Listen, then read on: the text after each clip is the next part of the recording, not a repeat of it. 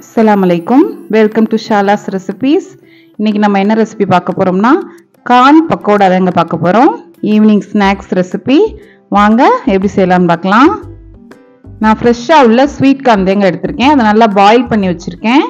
அதுல ஒரு வெங்காயம் நீள நீளமா கட் பண்ணது, கொஞ்சம் இஞ்சி, 2 பச்சை மிளகாய் சின்ன சின்னதா கட் பண்ணி சேர்த்திருக்கேன், கொஞ்சம் கருவேப்பிலை, 1/4 கப் கடலை மாவு, 1 டீஸ்பூன் உப்பு, 1 டீஸ்பூன் காஷ்மீரி மிளகாய் பொடி, 1 teaspoon garam masala, 1/2 teaspoon chat masala சேர்த்து நல்லா மிக்ஸ் பண்ணிக்கங்க।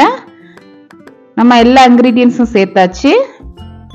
1 டேபிள் ஸ்பூன் தண்ணி, அதிகமாக சேர்த்துடக்கூடாது, ஏன்னா பக்கோடாவுக்கு நம்ம கொஞ்சம் உதிரி உதிரியா இருந்தால் தான் நல்லா இருக்கும்।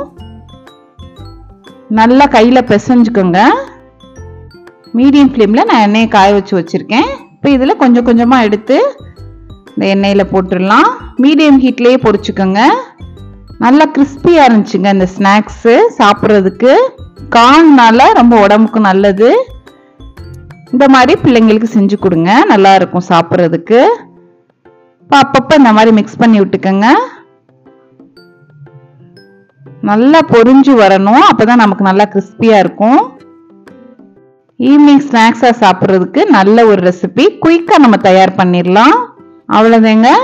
இந்த மாதிரி கோல்டன் ப்ரௌன் கலர் வந்தோடனே நம்ம எடுத்துடலாம்। ரொம்ப அதிக நேரம் வேக வச்சோம்னா அந்த கார்னுடைய டேஸ்ட் மாறிடும், அதனால எடுத்துருங்க। அவ்வளோதாங்க, நம்மளுடைய கார்ன் பக்கோடா சூப்பராக தயாராகிடுச்சு। கண்டிப்பாக எல்லாம் ட்ரை பண்ணி பாருங்க, ரொம்ப ஈஸியான ரெசிபி। இதை நீங்க டொமேட்டோ சாஸோடையும் சர்வ் பண்ணலாம், புதினா சட்னியும் நல்லா இருக்கும்।